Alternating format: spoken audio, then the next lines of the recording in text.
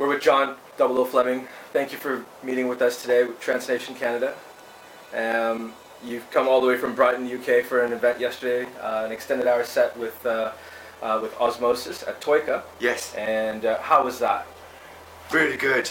Really good. It was such a good crowd there. Really good, open-minded music crowd. It was brilliant. It was a very intimate setting as well. Yeah. Are you used to that type of intimate environment?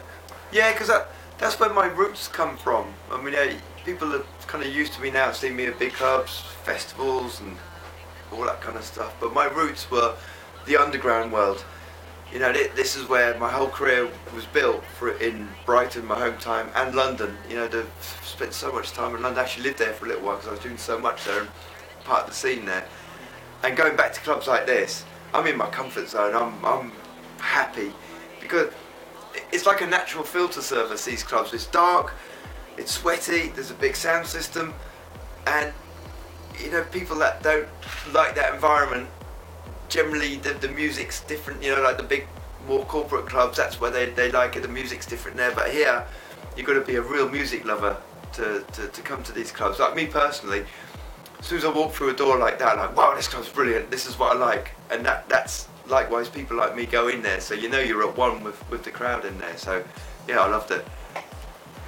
In your introduction of your BBC Essential Mix in 2010, one of the things you made, one of the things you brought to light was you said trance music has been quote unquote lost in translation in recent years. Yeah.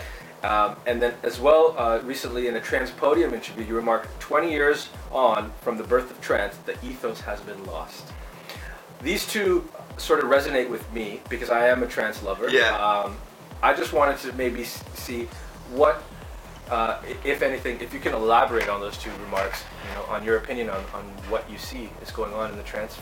Yeah, I just got really frustrated. I think people saw that with my vlogs and my rants, and I was a little bit of a low place there because my scene that I knew, and when I'm talking about the trance world here, because when I speak out, people go, oh, the underground scene's always been healthy and techno, blah blah. I'm not talking about techno, I'm talking about trance. This is my career, as in mostly within the trance world. And then, you know, historically, you got two scenes. You got the commercial scene, you got the underground scene. They've worked happily parallel together because the underground scene is a place where DJs, producers try new things. They're always wanting to step forward and experiment. You've got an open-minded crowd, so you can explore, experiment, and play with the crowd, see what works, see what doesn't work. And that's what helps the scene work. When something really works, the A&R people used to be in the underground scene, they're like, oh no, that specific track, that specific sound is wonderful. They usually grab hold of it, take it to this commercial world, add vocals, make it more corporate, and then it's like a new sound has been generated, a new genre, subgenre, whatever. They all work on that sound. That scares the specialist people already. They're 2 steps ahead, experimenting, trying something else. And that's always been the pattern. But then the two worlds seem to come together. This massive corporate commercial marketplace machine came in, both worlds sat uncomfortable. So I just saw all the underground clubs disappearing, and I saw a lot of producers go, I saw a lot of DJs go, and it was really sad seeing them go, and everyone just embraced this more commercial take on things. And it wasn't just the UK, it was around the world, and it was really sad for this to happen. So you had all these great talented DJs and artists without a place to go, without a place to perform. And I think what happens is, I've got nothing against these commercial guys. A lot of people think, oh, he's got a gripe with them, but I haven't, because a lot of them are my mates. I'm really close to above and beyond. People knows like they're human beings. I like human beings, and they're lovely people.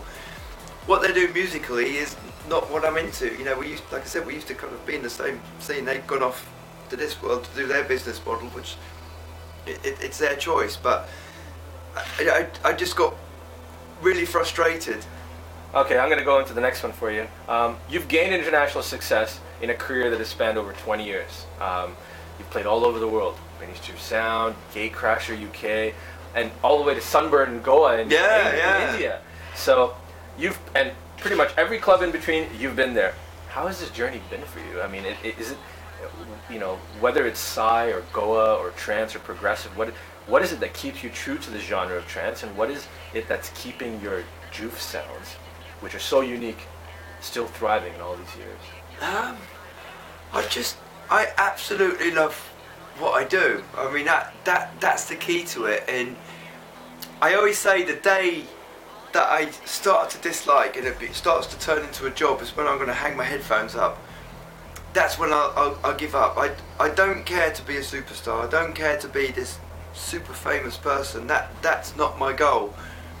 My goal is just to be happy with what I'm doing, and you know, like with my JOOF Editions concept, I'm actually going back to what we said earlier, the ethos, the underground part of when I was really happy. That was the crowd that got me, I got them. I could explore, experiment and play the music that I really loved, because there was a point when I was talking about the commercial storm earlier, when it came, the two worlds came together, it was really disheartening, because I'd fly halfway across the world somewhere and I'm playing a set to these people that don't understand what I'm doing. They're kind of looking at me saying, you're just playing really flat.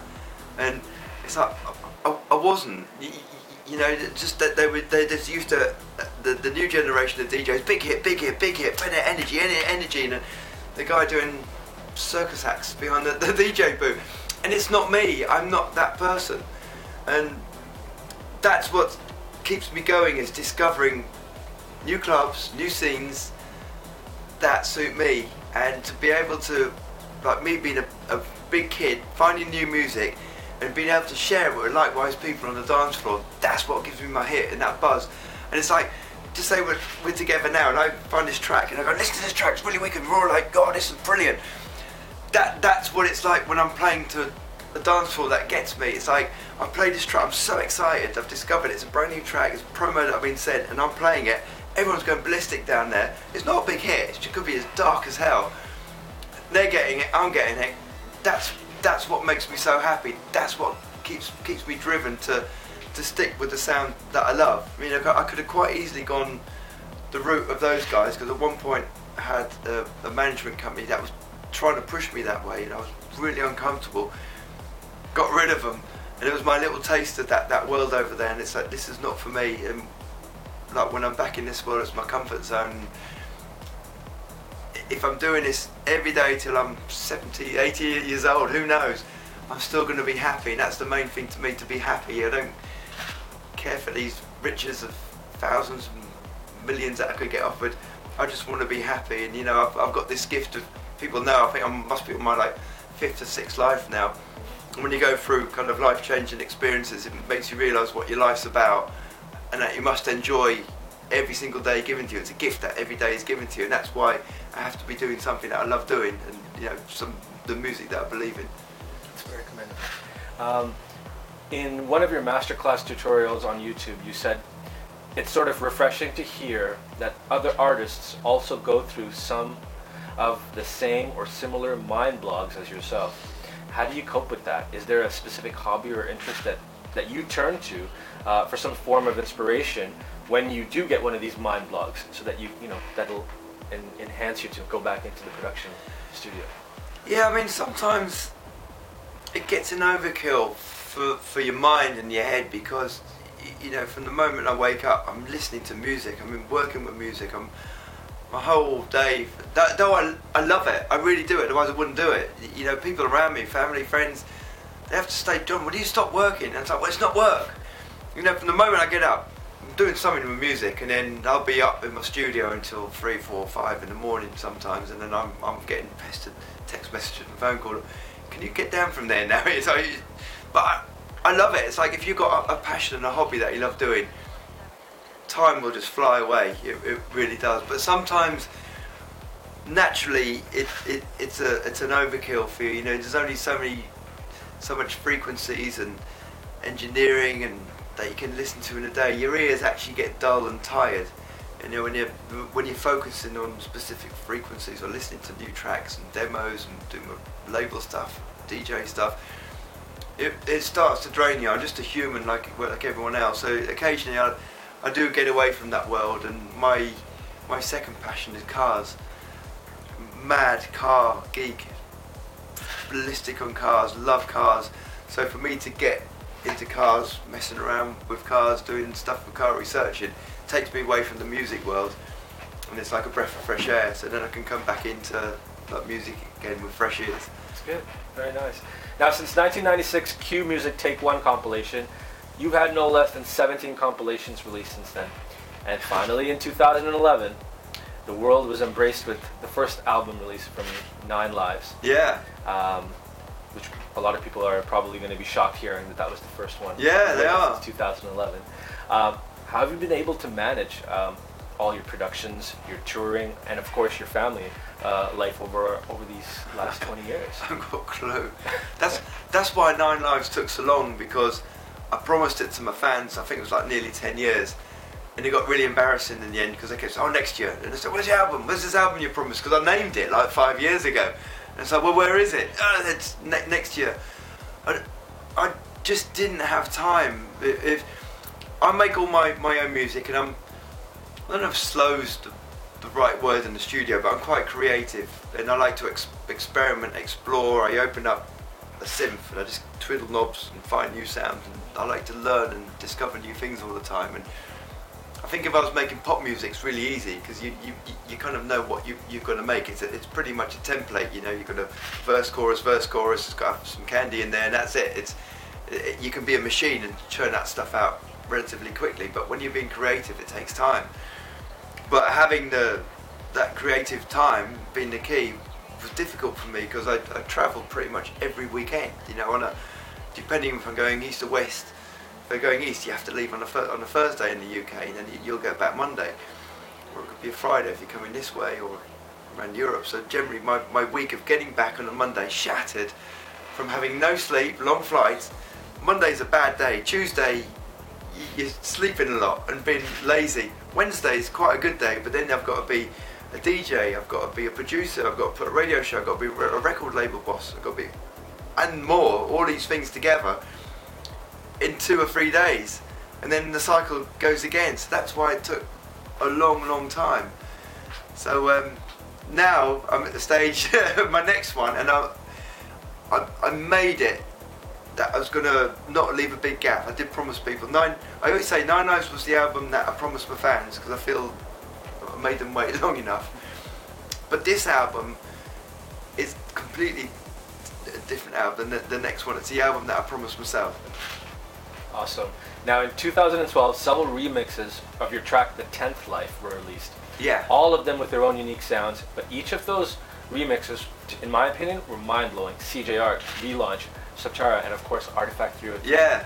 How does it feel to you when you see your productions being remixed by so many people and all being done so very well? Because I know these guys, you know, I'm the label boss as well, and I think what I wanted for the package to have a different flavour. You know, I knew what my track was, I knew what style it was, so then I got thinking hard, okay, we need a mix of this style, that style, this style, that. So that's why I kind of programmed it to turn to these guys to give different flavour, because quite often you've seen, you get a release and you get all these remixes, and they all sound the same-ish. They've kind of picked the same-ish kind of guy to remix, so then it gets confusing. Which one do you want to play? It's like, but when you've got such a diverse flavour of remixes, you know you could be playing an early set, and then you can dip into someone that's doing a deeper mix. You can still play the same track, but in a different part of the set. And I was really pleased with the outcome. I mean, I do take care and pride with my label, not just my releases, but with the other guys, to ensure that we do this. And when all of them came back, specifically the Artifact 303 mix, man, he such a good mix. Mate, it's so good, so proud of him. And I think a lot of people say that as well. You know, he completely outdone my mixer, but I like him anyway. He's an incredible, talented producer. He's so clever. I see so much potential for them in the future. Yeah, I'm working with him at the moment. So you're getting a scoop. He's going to be doing some stuff for JOOF. So I'm just talking a lot with him at the moment. So he's going to do more stuff for us. Very good to hear. Yeah. Now, what do you think the future holds for the genre of trance, in your opinion? Cycles come in all scenes, and from what I experienced last year, I'm not the god of trance to say this has to be trance. Some people seem to. so hard when stuff goes out on the internet, forums, etc. You know, people translate it how they want to hear it, and you just see people speak out. And it makes people frightened to speak out because they say something, and then these people are picking at it, saying, "Oh, he said this, he said that." He can't. It's like, I'm not saying that my version of trance is the way that trance should be. It's just the way that I see it, and I think we should have a lot of guys with their visions of what they see trance, because I think as a human being we have open palettes. We like all styles of music, like uplifting, hip hop, everything. I think naturally people like a bit of everything, and it used to be the same in the trance world. Like, you had these people that were passionate about trance, and they used to create trance in that specific style. So you put all these little pieces together, and then you got a wonderful set. But at the moment, there's lots of pieces of these puzzles that are missing, and it seemed to go one way, which was this kind of more commercial way. And to me, it all sounds the same-ish. It's just this massive big pot of everyone copy and pasting the same ideas, and no one's being creative over here. So for me, it gets frustrating that, you know, I need music for my tools, for my set, and I'm finding it difficult to find bits of parts of my set. You know, I like uplifting. People know my history of playing a nice chunk of uplifting stuff, but I'm not finding the uplifting that I really like, because if I go to this commercial world, it's kind of pop music and an extended version. And it's not. I don't think it has any parts of what trance used to be. It's just a marketing tool for their business model to what they want to do, and it's their business. There's nothing right or wrong about it, but that's what they choose to do, and everyone's copying it. And it's like, you know, people laugh about these farty bass lines, but if a farty bass line gets popular, whoa, everyone's doing the farty bass line. It's like they're copying each other. No one's just stepping forward and saying, okay, I'm going to try something new. I'm going to try this. I'm going to try that. And that's what I think it's changed about that trance world there. It's not creative. They're just business people. And I'm missing the creative side. And a lot of people seem to have moving forward now and wanting to be creative. Like you had Solarstone over for recently, and Rich is one that's just kind of got a little bit fed up and said, okay, I'm just going to do what I used to do, and, you know, make the sound that he used to believe in. And this is brilliant, because we, you know, got Orchidia. I could name a bunch of people this year that have really got a different mindset and started moving things forward. And this is brilliant, you know, for me, because now I can get to Rich's music and Orchidia and all these other guys, and it's fantastic. So I see this wonderful new world of trance bubbling away. And if we go into the psychedelic world, same in the psytrance world, because psytrance happened, the same thing happened in the regular trance world, where it got commercialized, and a lot of guys were just doing the same thing. It started turning into pop rock. I don't know what you call it over there, but now there's this big rebel. There's this new dark kind of underground version of psytrance, and if anything, I see the two worlds starting to meet in places. I'm hearing a few of the regular trance guys taking psy influences and vice versa. So we're kind of seeing this new world which is meeting the middle, which is I love, and it's going into clubs, it's going into festivals. So there's this massive kind of underground movement happening in the trance world. So trance is getting healthy again and creative. That's good. Yeah. I can't wait. And now with your new album, 100.10 WKO. You're the first person that said it properly. Really? Yeah, everyone gets confused of how to say the title. It's coming out March 4th, if I believe. Yes, that's it, that's correct. What can we expect? Now, I've heard teasers and all this rumors that you saved the best for last, so to speak, because some of the stuff that's going to come out, you've had before 9 Lives. Yeah, I did. I was working on it at the time, or before 9 Lives, and like what I said earlier, the 9 Lives was an album that I promised my fans. Felt like I let them down, and it wasn't like I just cherry picked a few tracks and put them together. That's my album. Still had a lot of passion and love for that album, but many people don't know. I've only been speaking out about it recently, that I've been doing movie scores, TV scores for a long time, and I mean, like for instance, last week I was in Abbey Road Studios in London, where all the Beatles albums recorded. I was in the very same live room studio where all that history was with the Beatles, and I was recording the Royal Philharmonic Orchestra, and that's the Queen's orchestra. This is the kind of things that I'm doing. This is what I'm working on. So like real orchestras, and I've taken a piece of that world and put it into this album. And I always believe, you know, orchestras, that kind of, they have a lot of passion, a lot of feeling within the music. It's very emotional, very powerful, because that's what it's written for. I mean, when you watch movies, you know, the very emotional, powerful moments, it's big orchestras and big emotional musical parts. And I think that suits trance really well, because trance is emotional. It should be hypnotic, emotional, and, you know, drag these deep thoughts out of you. And that's what I've put into this album. So you'll think people would be surprised to hear like all these strings and brass instruments, pianos, but it's put together with the electronic world in what I like to do. Have been experimental with glitches and crackles and stutter parts, and just embracing the digital world. So you've got these two worlds have kind of come together, and for me it's a true artist album. It's not at all a marketing tool full of pop hits to enhance my career and take me to the next level. I don't care for that. I don't want it to be in Beatport charts. I don't want it to be big hits. It's from here. That's what the music's about. That's what I care about. And it's me expressing myself as an artist. So you're going to hear a whole range of styles in there. You know, I can't even pinpoint what they are. I like low tempo ones and breaks, but it's all electronica with the trancey kind of feeling. All electronica, so no hint at vocals, perhaps? No vocals. I don't play vocals. I know I put some vocals in my last album, and that was a little bit. People enjoyed it. People actually love those tracks, but I don't really like vocals. But there is vocals in this. I have used them, but they're more ethnic kind of background ones. So it's not like a spoken word, a spoken song. You'll hear there's like chanting in there, and you know, I've gone into these kind of ethnic worlds and looked and see what's in there. So you hear the odd vocal thing, but it's kind of part of the music. So that's the only area that I've dipped into it. And when I look at what I play, I don't play vocal songs.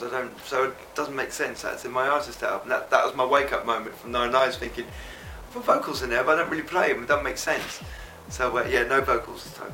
So you're getting a lot of demos and and unreleased items that are probably flooding your email box from up and comers. And can you give us a hint? Are any of them going to be featured in this new release, perhaps? No, not because the album's for me. But you wouldn't believe how many demos we get every week. I try to listen to all of them, but now it's I can't manage it now. It's physically impossible. The inbox gets obliterated with demos, and do you hear a new sound coming from any of these demos? You do. That is kind of unique now to the industry that you haven't really seen in. I don't want to say the commercial world, because the commercial world is not where I'm really going with this. I'm more thinking about the underground, the scene that you're in. You know, because I think that your sound, Solarstone sound, even Proto's sound, they're very unique. Yeah. They haven't blended into that Trouse kind of feeling, so to speak. But are you hearing something new? Yeah, I'm hearing a change within the sound, and there's a definite pattern that we see with the demos and what people say, and a lot of them have been making the error that a lot of new producers do. Basically what they do is they look at who's the most popular person out there, like who's the biggest DJs. They think, okay, I'm not really into this music, but if I make that music, because they've got the biggest amount of Facebook fans, the biggest marketing, if I get them to play my track, it's going to fast track me to be super popular, and once I'm popular, then I can start making what I want once they've on that stage. Everyone does that error. Thousands are doing it and thousands fail.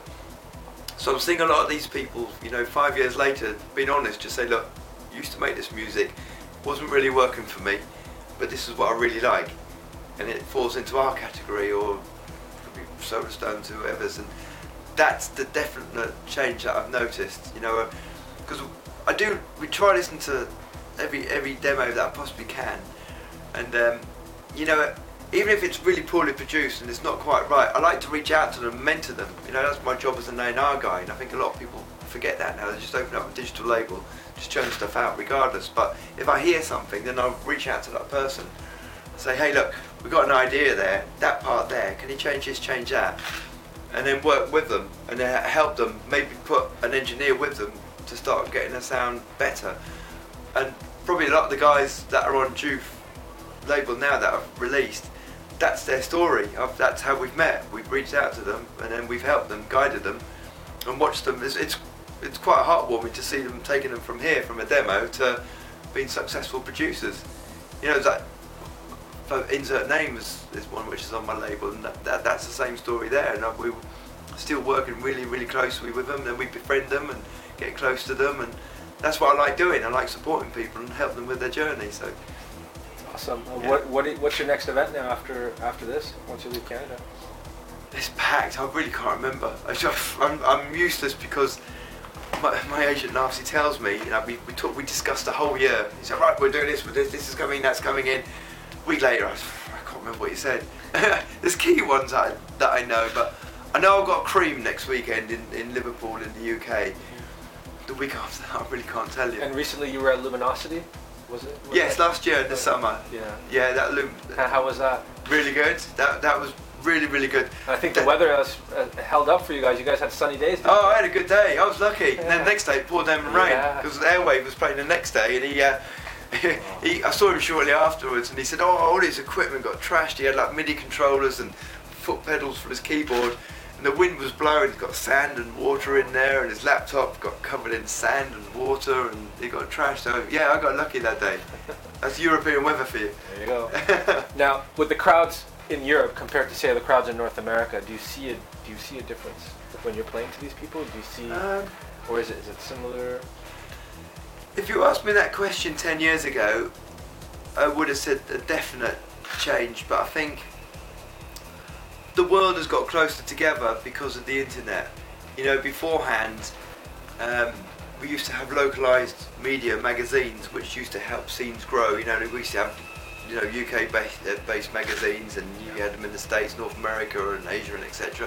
But now you've got the internet, we're all looking at the same source, we're all hearing the same sets, and you know, like music now, you can hear any DJ anywhere, any set, where beforehand you used to have to go to a club to go and hear that specific sound. You know, you buy the odd compilation, but to really get a grasp on what that guy was playing, you had to go and see him, and that was part of the great experience, to be honest. But now you can hear that guy set and see a track list every weekend. Yeah. So I think that's just brought the whole world together. But the one thing that I've noticed, we got hit by the commercial storm in Europe first, a good 5-6 years ago, and then it kind of went around Asia. That storm's definitely over North America at the moment. That's the only one difference that I see. I used to play a hell of a lot in the States, but not so much now because the clubs and the festivals, etc., they just changed their music policy. Well, I want to take this opportunity to thank you very much, John Fleming, for meeting with us, Trance Nation, and we wish you continued success for the remainder of the year and with the new album release coming up March 4th. Thank you very much. It was a pleasure meeting you, and thank you everyone for the support.